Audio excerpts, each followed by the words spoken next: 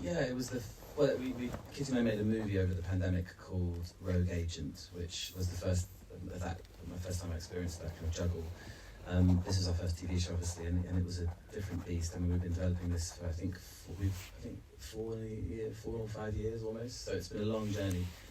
And I guess the biggest lesson / challenge was having the bandwidth to do both, and realizing that I had to at some point just step back from the producing and do my job, which was to be an actor and tell Pete's story. And there were moments when I really felt like I was doing less work than I would have done usually on Pete. You know, you have the kind of stuff like the accent, and you kind of think about the physicality and the emotional journey, but there's a whole sort of slightly more abstract way of preparing, where you just sort of spend time ruminating on the guy and spending time. I like to spend time just sort of in that headspace working out who this person is, and I didn't do as much of that as I have done in previous jobs, because I was, the build up to a show, the pre-prep is really stressful.